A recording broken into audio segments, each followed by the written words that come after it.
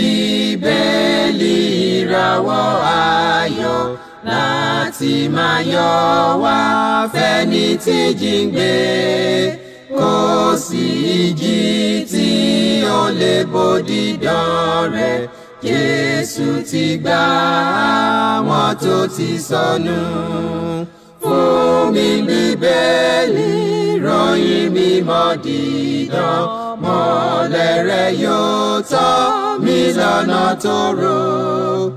Ẹ̀kọ́ ìlérí òfin ìfẹ́ papọ̀, kóru tó kọjá sọ́jà ìnípẹ̀kun.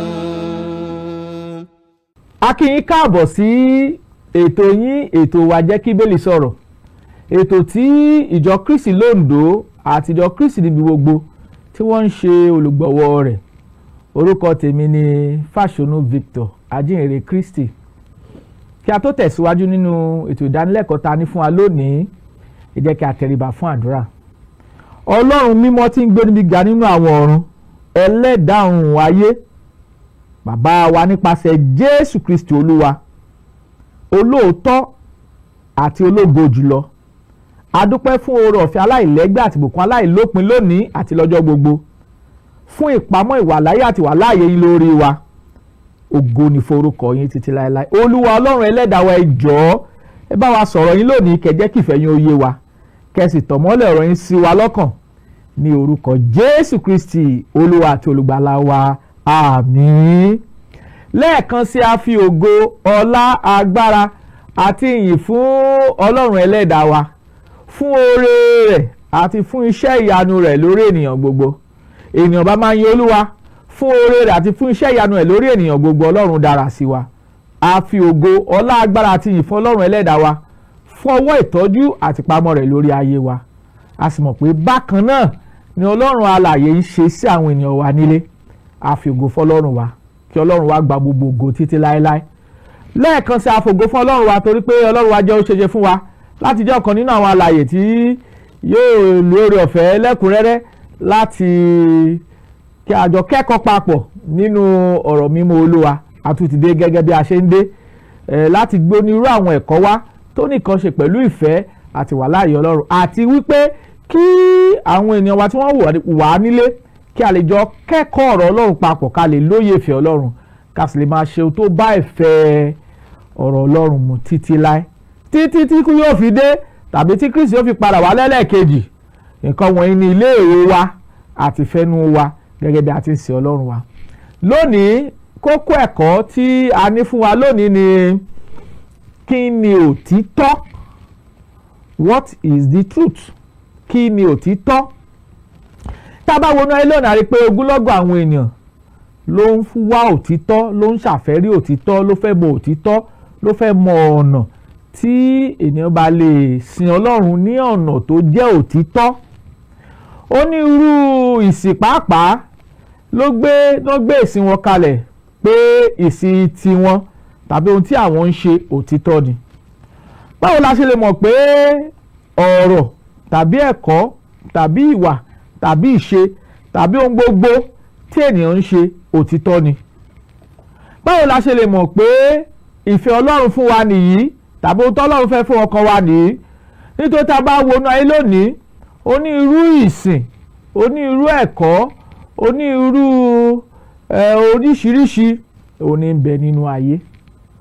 Ṣùgbọ́n àwa tí a fẹ́ Ọlọ́run, tí a sì mọ̀ wá mọ́ Kristi, tí a sì ṣetán láti ṣèfẹ́ Ọlọ́run, a ní láti béèrè àwọn oníbèrè pé kí ni ọ̀rọ̀ mímọ́ Olúwa sọ nípa ohun tí a ń pè ní òtítọ́?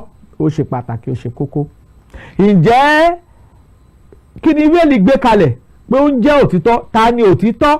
Ọ̀nà wo la fi lè rìn òtítọ́? Tàbí tá a bá mọ̀nà òtítọ́ tó, báwo la ṣe lè rìn nínú òtítọ́? Àwọn ìbéèrè èyí tí ó yẹ kí a béèrè wa léèrè nìyí.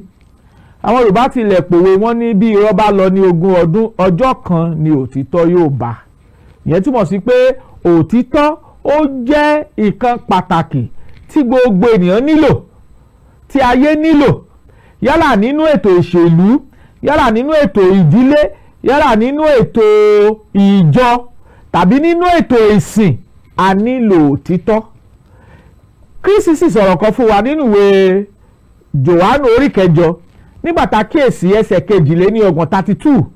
Ó ní ẹ̀yin yóò mọ òtítọ́, òtítọ́ yóò sì sọ yín di òmìnira. Iṣẹ́ tí ọ̀kan lára iṣẹ́ tí òtítọ́ ń ṣe ó ní láti fúnni ní òmìnira.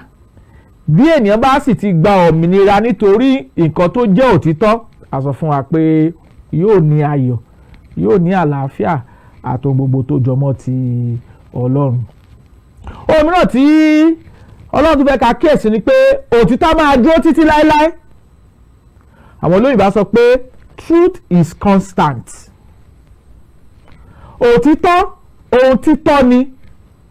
Truth is authentic. Òtítọ́ kò bẹ̀rù ìwádìí.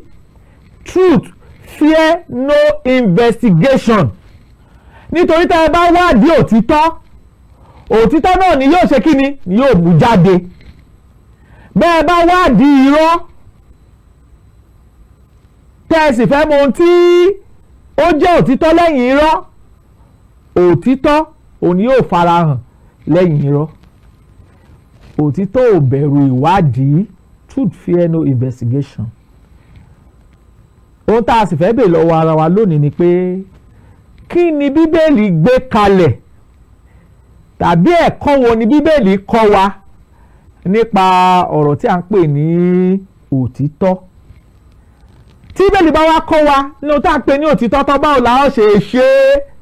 Ìtọ́lọ́ ń bèèrè lọ́wọ́ wa ni pé a gbọ́dọ̀ ṣe ohun tí Bíbélì gbé kalẹ̀ gẹ́gẹ́ bí òtítọ́ fún wa. Ìbéèrè mìíràn tá a tún béèrè ni pé kí ni Bíbélì sọ fún wa nípa ọ̀rọ̀ tí a ń pè ní òtítọ́? Tí a bá wọ ọ̀rọ̀ tí a ń pè ní òtítọ́, a rí i pé òtítọ́ gẹ́gẹ́ bí ẹ̀kọ́ tí Bíbélì kọ́ wa, ọ̀rọ̀ tí a ń pè ní òtítọ́ fi ẹsẹ̀ ara rẹ̀ múlẹ̀ pẹ̀lú ìtumọ̀ oríṣi mẹ́ta. Ohun tí a ń pè ní òtítọ́ nínú Bíbélì, ìtumọ̀ rẹ̀ pé oríṣi mẹ́ta. Ìtumọ̀ ọ̀rọ̀ tí a ń pè ní òtítọ́, truth. Àwọn olóyìnbá sọ pé truth has 3 major biblical knowledge of explanation. Òtítọ́ ó ní ìlànà àlàyé mẹ́ta tí Bíbélì gbé kalẹ̀, tí ó sì fi ẹsẹ̀ múlẹ̀ pé ohun tí a ń pè ní òtítọ́ nìyí. Ẹ má ṣe jẹ́ ká gbàgbé, à ń gbé àgbékalẹ̀ ẹ̀kọ́ lórí ohun tí a ń pè ní òtítọ́. Tá à ń gbé àgbékalẹ̀ ẹ̀kọ́ náà sílẹ̀ nìyí. A sì fẹ́ kí ogunlọ́gọ̀ àwọn ènìyàn wa tó ń wò wá nílé kí a jọ ní òye ọ̀rọ̀ Ọlọ́run papọ̀, kí a sì mọ tí ń ṣe ìfẹ́ Ọlọ́run. Tá a bá sì mọ tí ń ṣe ìfẹ́ Ọlọ́run tán, kí a lè ṣe é fún ìgbàlà àti ìdáǹdè ọkàn wa. Kí ni àlàyé mẹ́ta tí Bíbélì gbé kalẹ̀ pé ó jẹ́ òtítọ́ tí ìran ènìyàn lónìí gbọ́dọ̀ mọ̀, tá a sì gbọ́dọ̀ tẹ̀síwájú nínú rẹ̀? Àwa tí a fẹ́ fi ìjọba Ọlọ́run lọ́hùn-ún, tí a fẹ́ fi ṣèrè jẹ. Ìwádìí àkọ́kọ́ nínú Bíbélì, kó tó nípa bẹ̀rẹ̀ sí ń ṣe àwọn ìwádìí, kí ni ẹ̀kọ́ tàbí ìlànà ọ̀rọ̀ Ọlọ́run ní májẹ̀mú láéláé kí ló kọ́ wa nípa ohun tí a ń pè ní òtítọ́? Ẹ ká ṣe Bíbélì wá sí Psalm 119. Psalm 119 ká wo 160 ká gbọ́ ohun tí ọ̀rọ̀ Ọlọ́run sọ. Ó ní òtítọ́ ní ìpilẹ̀ṣẹ̀ ọ̀rọ̀ rẹ àti olúkúlùkù ìdájọ́ òdodo rẹ̀ dúró láéláé. Ẹ gbọ́ ọ̀rọ̀ Ọlọ́run. Ó ní òtítọ́ ní ìpilẹ̀ṣẹ̀ ọ̀rọ̀ rẹ. Ìyẹn túmọ̀ sí pé gbogbo ọ̀rọ̀ Ọlọ́run tá a rí àkọsílẹ̀ rẹ̀ nínú Bíbélì, òtítọ́ ni. Kò sí irọ́ kan tàbí àìpéye kan nínú ọ̀rọ̀ Olúwa.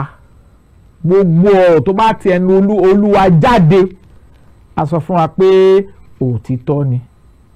Àlàyé àkọ́kọ́ tá a rí lábẹ́ májẹ̀mú láéláé nìyí, tí a gbọ́dọ̀ ṣàkíyèsí bí a ti ń tẹ̀síwájú nínú ẹ̀kọ́ yìí. Ẹ ká padà sí Psalm 119 yẹn, ká wo verse 142 ká gbọ́n tó Olúwa wí, kí ni Bíbélì kọ́ wa. 142 Psalm 119 verse 142. Ó ní òdodo rẹ̀ òdodo láéláé ni, òtítọ́ sì ni òfin rẹ̀. Mo fẹ́ ká máa kíyèsí, à ń gbé àgbékalẹ̀ pé kí ni òtítọ́, what is the truth. A ti rí ká Psalm 119 verse 160 pé òtítọ́ ni ìpilẹ̀ṣẹ̀ ọ̀rọ̀ rẹ̀.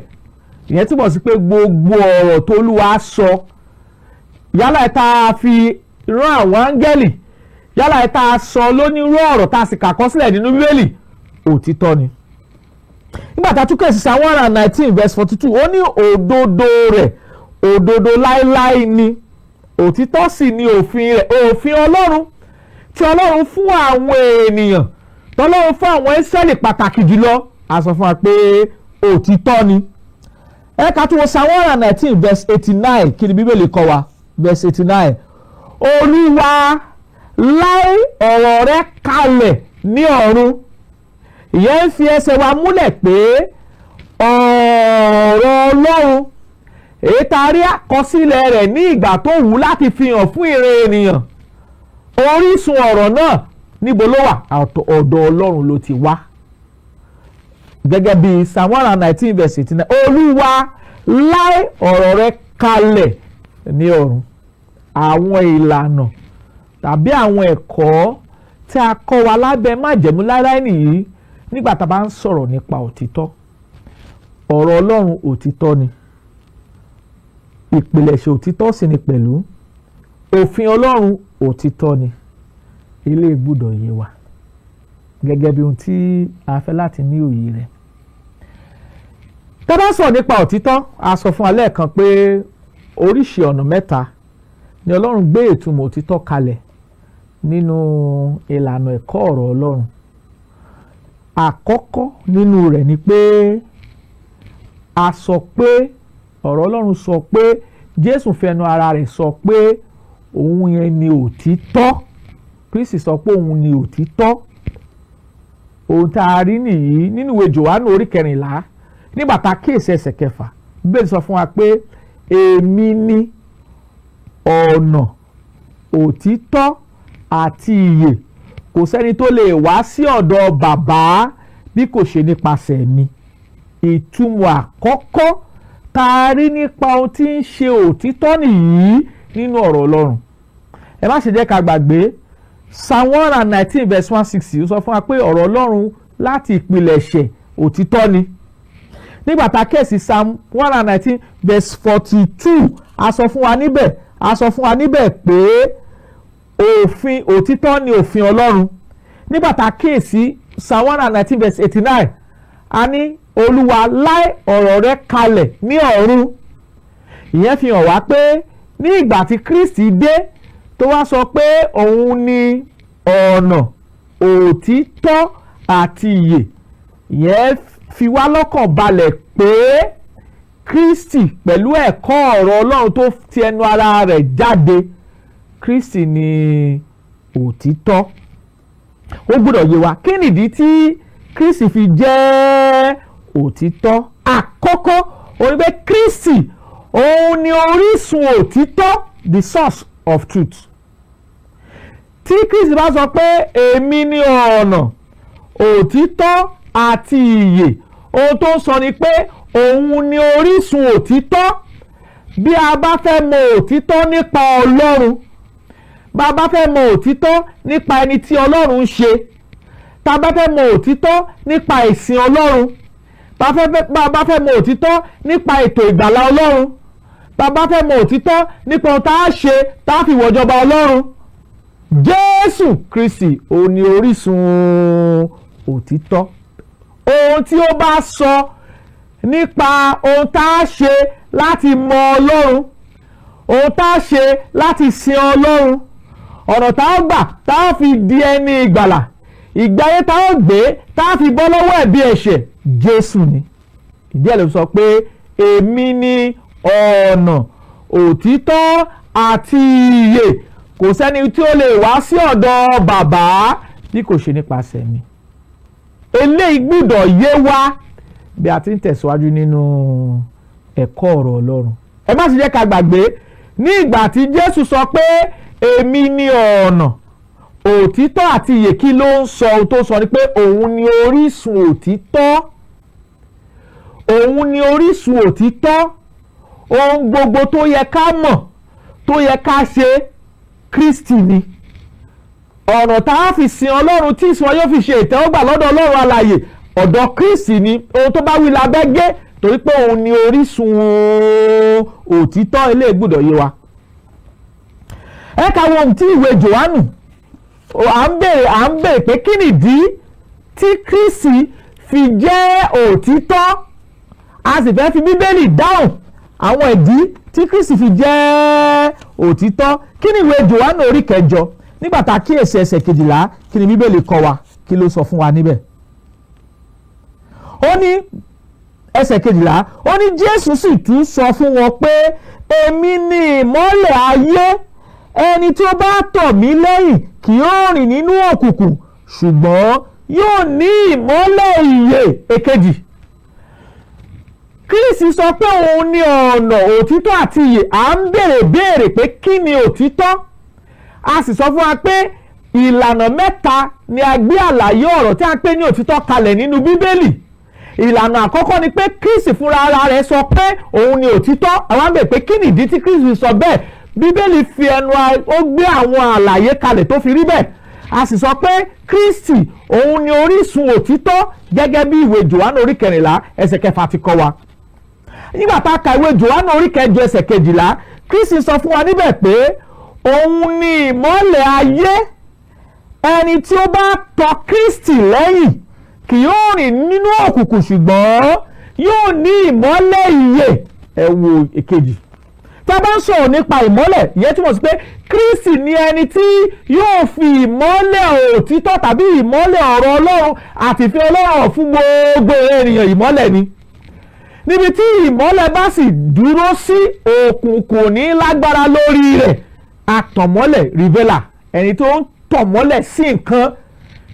Jesus is the revealer of truth. Òun ni Ọlọ́run rán láti wá tan ìmọ́lẹ̀ òtítọ́, ohun tá a fi ṣe tàbí ohun tá a ń ṣe tá a fi sin Ọlọ́run tí ìsìn wa yóò ṣètẹ́wọ́gbà.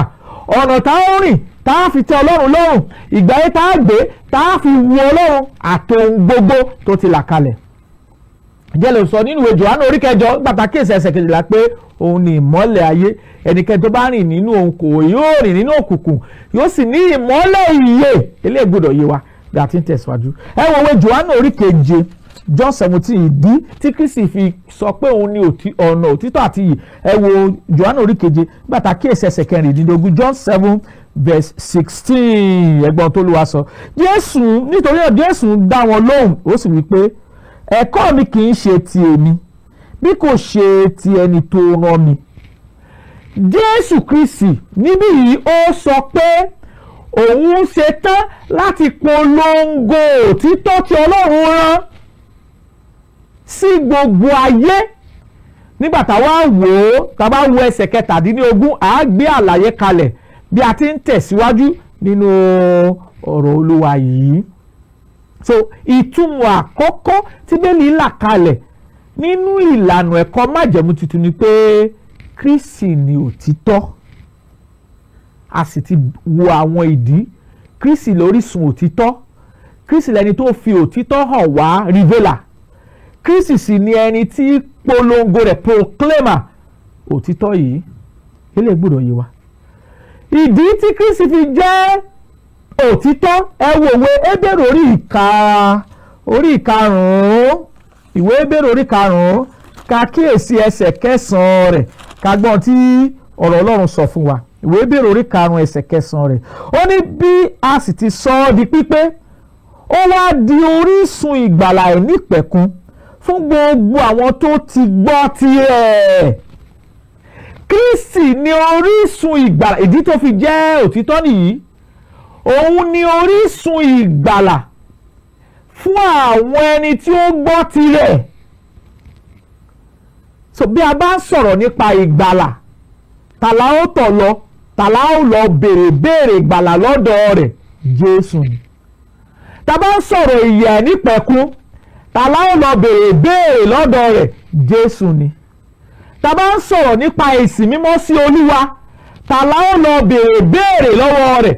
Jésù ni, torí pé òun ni orísun ìgbàlà fún àwọn tí ó gbọ́ tirẹ̀. Ìdí tí Kristi fi jẹ́ òtítọ́ nìyí. A sì kà á pé kò sẹ́ni tó lè wá sí ọ̀dọ̀ bàbá bí kò ṣe nípasẹ̀ Jésù. Òtítọ́ àkọ́kọ́ tá a kọ́kọ́ fi hàn wá nìyí nínú ọ̀rọ̀ Ọlọ́run nípa ìtumọ̀ àkọ́kọ́ tá a bá sọ̀rọ̀ nípa òtítọ́. Kí ni ìtumọ̀ ìkejì?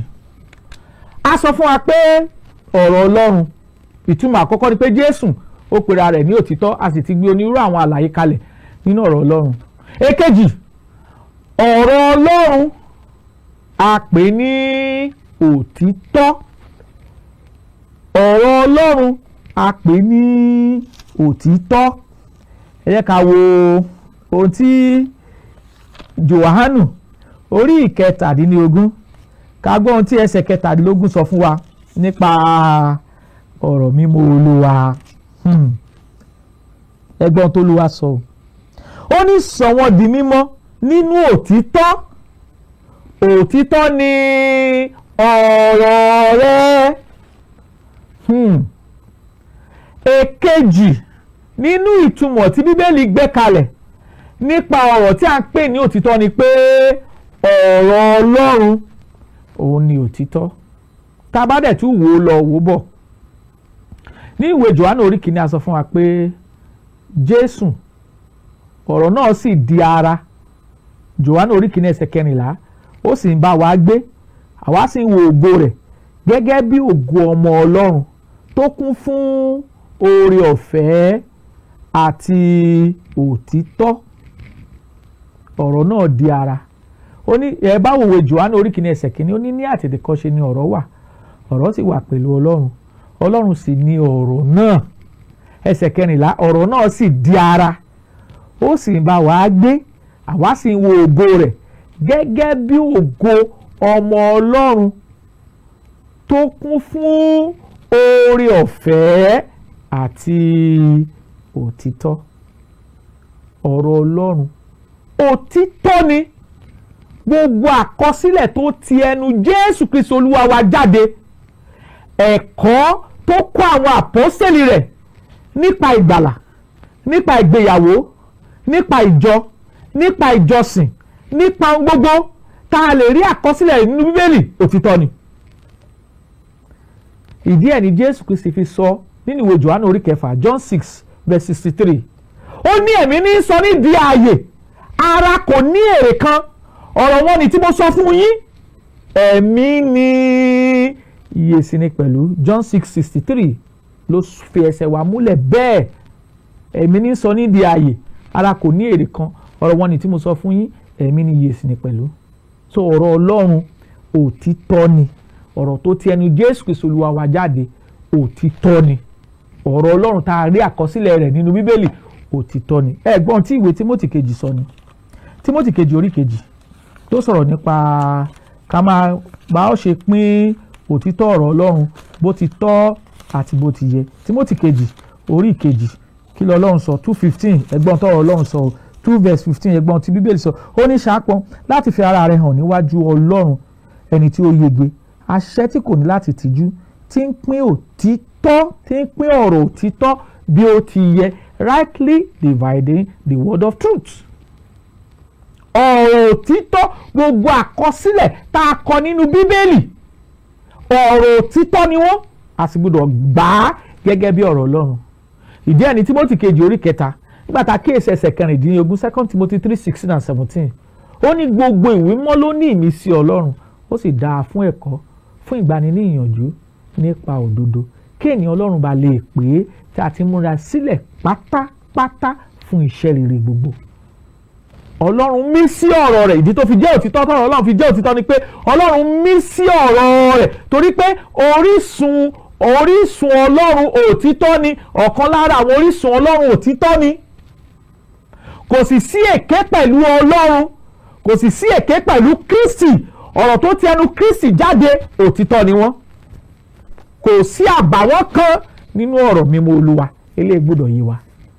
ó gbọ́dọ̀ yé wa dáadáa. So àti ìtumọ̀ ìkejì tí a sọ nípa ọ̀rọ̀ mímọ́ Olúwa ni pé Jésù Kristi òtítọ́ ni, ọ̀rọ̀ tó ti ẹnu Jésù Kristi Olúwa wa jáde òtítọ́ ni. Pétérù kejì orí ìkíní ká wò láti ẹsẹ̀ 20 nípa ọ̀rọ̀ mímọ́ Olúwa, kí ni Ọlọ́run sọ fún wa nípa ọ̀rọ̀ rẹ̀. Pétérù kejì orí ìkíní ẹsẹ̀ 20 sí 21 kí Olúwa wí. Ó ní kí ẹ kọ́kọ́ mọ̀ yìí pé kò sí ọ̀kan nínú àsọtẹ́lẹ̀ inú ìwé mímọ́ tó ní ìtumọ̀ ìkọ̀kọ̀, nítorí àsọtẹ́lẹ̀ kan kò ti pa ìfẹ́ ènìyàn wá rí, ṣùgbọ́n àwọn ènìyàn ń sọ̀rọ̀ láti ọ̀dọ̀ Ọlọ́run bí a ti ń darí wọn látọwọ́ ẹ̀mí mímọ́ wa. Ọ̀rọ̀ Ọlọ́run ò ní ìtumọ̀ ìkọ̀kọ̀. Àwọn olóyìnbá sọ pé no private interpretation. Bí ọ̀rọ̀ Ọlọ́run ti rí lọ́lọ́run fẹ́ ká túmọ̀ rẹ̀. Bí ọ̀rọ̀ Ọlọ́run kan tó bá dí láti ní ìtumọ̀ bí a ṣe kà, ọ̀rọ̀ Ọlọ́run mìíràn á gbé ìtumọ̀ rẹ̀ jáde. Ọlọ́run ò fún wa ní interpretation, diverse interpretation. No, Ọlọ́run ò fún wa ní onírúurú ìtumọ̀. Ọlọ́run fún wa ní ìtumọ̀ kan, ìtumọ̀ tó sì fún wa yìí ó ní ìtumọ̀ tá à ń kà nínú ọ̀rọ̀ Ọlọ́run. Lẹ́yìn sọ fún wa pé kí ẹ kọ́kọ́ mọ̀ yìí pé kò sí ọ̀kan nínú àwọn àsọtẹ́lẹ̀ níwé mímọ́ tó ní ìtumọ̀ ìkọ̀kọ̀, no private interpretation. Bí ó ti rí Ọlọ́run fẹ́ ká túmọ̀ rẹ̀, tó bá sì dí káká láti túmọ̀, dí káká túmọ̀ sí pé tí ò bá yé wa, tẹ̀sẹ̀ Ọlọ́run kan ò bá yé wa, ẹ̀sẹ̀ Ọlọ́run mìíràn yóò tàn mọ́lẹ̀ sí ọ̀rọ̀ tí kò yé wa. Ọ̀rọ̀ Ọlọ́run òtítọ́ ni. Ìdí tó fi jẹ́ òtítọ́ ni pé kò sí àṣìṣe kan nínú ọ̀rọ̀ Ọlọ́run. The word of God is free from error or contradictions. Ọ̀rọ̀ Ọlọ́run pé ọ̀rọ̀ Ọlọ́run ṣe é gbẹ́kẹ̀lé fún ìgbàgbọ́ àti ìṣe ohun gbogbo tá a gbọ́dọ̀ ṣe. Ó pé ó sì jẹ́ àṣẹ fún gbogbo ènìyàn tó ń fẹ́ láti sin Ọlọ́run nípasẹ̀ Kristi lónìí. The Bible, the word of God is the authority. Àṣẹ ni. Ẹnikẹ́ni ò gbọ́dọ̀ ṣe ohunkóhun nípa àṣẹ ti ara rẹ̀, torí pé a ò fún ẹnikẹ́ni ní àṣẹ láti ṣe ohun ti ara rẹ̀ bí kò ṣe àṣẹ tí Ọlọ́run gbé kalẹ̀ nípasẹ̀ ọwọ́ àwọn àpọ́stélì. Kí ni tó fi rí bẹ́ẹ̀? Ìwé Mátíù orí 28 nígbà tá a kéèsì verse 18 ẹsẹ̀ 22 sí ẹsẹ̀ 20 kí ni Bíbélì sọ. Jésù sì wá, ó sì sọ fún wọn pé gbogbo agbára lọ́run àti láyé láti fi fún mi. Ó pàṣẹ fún àwọn àpọ́stélì rẹ̀ 19, ó ní ẹ lọ sí gbogbo ayé kẹ́sì wàásù ìrere, kẹ́ máa baptisi wọn ní orúkọ ti Baba, Ọmọ àti Ẹ̀mí Mímọ́, kẹ́sì máa kọ́ wọn láti máa kíyèsí ohun gbogbo, àní ohun gbogbo tí mo pa láṣẹ fún yín. Jesus is the authority. Jésù Kristi ni aláṣẹ. Ọ̀rọ̀ rẹ̀ tó sì ti gbé kalẹ̀ fún wa lónìí àṣẹ ni. Kí ni ìdí tí ọ̀rọ̀ Ọlọ́run fi jẹ́ òtítọ́? Nítorí pé ọ̀rọ̀ àṣẹ ni. It is the words of authority. Ilé gbọ́dọ̀ yìí wọ́n. Ó sì pé ọ̀rọ̀ mímọ́ Olúwa pé kò sí àmúlùmálà kan. Bí a bá fẹ́ kẹ́kọ̀ọ́ nípa ìgbàlà, ibẹ̀ là á lọ, because it's our authority. Bàbá fẹ́ kẹ́kọ̀ọ́ nípa ìsìn mímọ́ Olúwa, ọ̀rọ̀ Kristi là á lọ. Bàbá fẹ́ kẹ́kọ̀ọ́ nípa ìjọ, ọ̀rọ̀ Kristi là á lọ. Bàbá fẹ́ kẹ́kọ̀ọ́ nípa ohun gbogbo, à á lọ sínú ìwé mímọ́. Bàbá fẹ́ kẹ́kọ̀ọ́ nípa ẹ̀kọ́, nípa ohun gbogbo tá a gbọ́dọ̀ mọ̀ nípa ẹ̀kọ́ Kristi, ọ̀rọ̀ Ọlọ́run là á lọ. Bàbá fẹ́ rìnrìn àjò sí ìjọba Ọlọ́run, ọ̀rọ̀ Kristi là á padà sí. Ẹ̀yin ènìyàn wa tẹ́ ń wò wá, Ọlọ́run fẹ́ ká gbà pé Kristi ni ọ̀nà, òtítọ́ àti ìyè. Ọlọ́run sì fẹ́ ká gbà pé ọ̀rọ̀ rẹ̀ tó ti kọ àkọsílẹ̀ fún wa, òun la gbọ́dọ̀ tẹ̀lé, òtítọ́ ni, torí pé ó pé, torí pé àṣẹ Ọlọ́run ni, àti pé ó ṣe é gbẹ́kẹ̀lé. Eléyìí gbọ́dọ̀ yé wa bí a ti ń tẹ̀síwájú nínú ìfẹ́ Ọlọ́run. Ọ̀rọ̀ Ọlọ́run ti tó, is sufficient. Kí ni Ọlọ́run sọ nípa rẹ̀? Pétérù kejì nígbà tá a kéèsì orí ìkíní, nígbà tá a wò ó láti ẹsẹ̀ 1 sí 4 gbọ́n tó ló wá sọ. Ó ní bí agbára rẹ̀, bí Ọlọ́run ti fún wa ní ohun gbogbo tí ń ṣe ti ìyè àti ti ìwà bí Ọlọ́run, nípa ìmọ̀ ẹni tí ó pè wá nípa ògo àti ọlá ńlá rẹ̀, nípa èyí tí ó ti fi àwa ṣe ẹlẹ́rìí rẹ̀ tí ó tóbi púpọ̀, tí ó sì ṣe iyebíye fún wa, pé ní ìgbà wọn ni kí ẹ̀yin kí ó lè di alábàápín nínú ìwà Ọlọ́run, ní ìgbà tẹ̀yin bá sì ti yọ kúrò nínú ìbàjẹ́ tí ń bẹ nínú ayé nípa ìfẹ́kúfẹ̀ẹ́. Àpọ́sítélì Pétérù ló fi ẹsẹ̀ wa múlẹ̀ pé ohun gbogbo tó yẹ fún ìyè àti ìwà bí Ọlọ́run àti fi hàn fún àwọn àpọ́stélì, gbogbo àpọ́stélì Kristi pátá, láti fi ohun gbogbo tó yẹ ká mọ̀ fún ìyè wa àti ìwà bí Ọlọ́run àti fi fún wa nínú ọ̀rọ̀ mímọ́, ọ̀rọ̀ Ọlọ́run fún àwọn àpọ́stélì. Kò sí ohun mìíràn tá a tún fẹ́ mọ̀ nípa Ọlọ́run tàbí nípa ìyè Ọlọ́run tàbí nípa agbára Ọlọ́run tó tí a ti fi hàn fún àwọn àpọ́stélì lọ. Eléyìí gbọ́dọ̀ yé wa bí a ti ń tẹ̀síwájú nínú ọ̀rọ̀ Ọlọ́run. Ọ̀rọ̀ Ọlọ́run lágbára, ó lágbára púpọ̀ láti yí ìgbé ayé ẹni padà sí ìgbé ayé ti Ọlọ́run. Kí ni ọ̀rọ̀ Ọlọ́run sọ fún wa nínú ìwé Róòmù orí kìíní ẹsẹ̀ 16? Àpọ́sítélì Paul sọ fún wa pé ojú kò tì mí láti wàásù ìrere Kristi nítorí agbára Ọlọ́run ni sí ìgbàlà fún olúkúlùkù ẹni tí ó bá gbàgbọ́, fún Júù ṣáájú àtìlẹ́yìn pẹ̀lú. Ilé gbọ́dọ̀ yé wa bí a ti ń tẹ̀síwájú. A ti fi ẹsẹ̀ wa múlẹ̀ pé ọ̀rọ̀ tá à ń pè ní òtítọ́ ó ní ìtumọ̀ ní oríṣi mẹ́ta tí a gbé kalẹ̀ nínú májẹ̀mú titun. Ẹ̀kọ́ tá a sì ń gbéyàwó lónìí ni pé kí ni òtítọ́. A ti fi ẹsẹ̀ wa múlẹ̀ pé Jésù Kristi fúnra rẹ̀ ó ní òtítọ́. Ọ̀rọ̀ Ọlọ́run tí a rí àkọsílẹ̀ ní Bíbélì òtítọ́ ni. Ilé gbọ́dọ̀ yé wa bí a ti ń tẹ̀síwájú. A fi ọ̀nà Ọlọ́run bẹ̀ wá pé kẹjọ kẹ́ ẹ bá wa dúró. Ẹ̀kọ́ yìí ń tẹ̀síwájú ní ọ̀sẹ̀ tó ń bọ̀ lágbára Ọlọ́run. A fẹ́ wo ẹ̀kọ́ tí Bíbélì kọ́ wa nípa òtítọ́. A sì ti gbé onírúurú ìtumọ̀ àlàyé tá a rí nínú ọ̀rọ̀ Ọlọ́run kalẹ̀ fún wa. Ìfẹ́ wa sí Ọlọ́run ni pé Olúwa yóò dá ọkàn wa sí, yóò dá ayé wa sí, yóò sì fún wa lórí ọ̀fẹ́ púpọ̀ láti mọ òtítọ́ ọ̀rọ̀ Ọlọ́run síwájú àti síwájú sí. Olúwa yóò fi ìfẹ́ rẹ̀ hàn wá, yóò sì kọ́ wa mọ̀ ọ́n ṣe láti máa rìn nínú ìlànà rẹ̀ tó gbé kalẹ̀ fún wa. Ní orúkọ Jésù Kristi, Olúwa àti olùgbàlà wa. Àmín. Gẹ́gẹ́ bí a ti sọ, ọ̀sẹ̀ tó ń bọ̀ a ó tẹ̀síwájú nínú ẹ̀kọ́ tí ó dá lé lórí kí ni òtítọ́. Tí ẹ bá fẹ́ láti fún ẹ̀bẹ̀ àdúrà tàbí ìbéèrè, kí ìbéèrè tí ẹ bá ní lórí àwọn ẹ̀kọ́ tí a ti sọ tàbí èyí tá a sọ lọ́wọ́lọ́wọ́, àwọn nọ́mbà tẹ́ ó pè wá sí nìyí 08057 444 902 tàbí 08065 717023. A tún nọ́mbà náà pè fún wa 08057 444 902 tàbí 08065 717023. Kí àlàáfíà àti wàláàyè Ọlọ́run àti ọ̀rọ̀ oore ọ̀fẹ́ rẹ̀ kó máa bá wa gbé, kó sì fi wá mọ ọ̀nà ìyè nípẹ̀kun, kó sì fi wá dúró nínú òtítọ́. Lórúkọ Jésù Kristi, Olúwa tó olùgbàlà wa. Àmín. Fún mi ní Bíbélì ìràwọ̀ ayọ̀ láti máa yọ̀ wá fẹ́ni tí jíǹde, kò sí ìjì tí ó lè bòdì dán rẹ̀. Jésù ti gbà àwọn tó ti sọnù. Fún mi Bíbélì ìròyìn mímọ́ dídán, mọ́lẹ̀ rẹ̀ yóò tọ́ mi lọ́nà tòrò.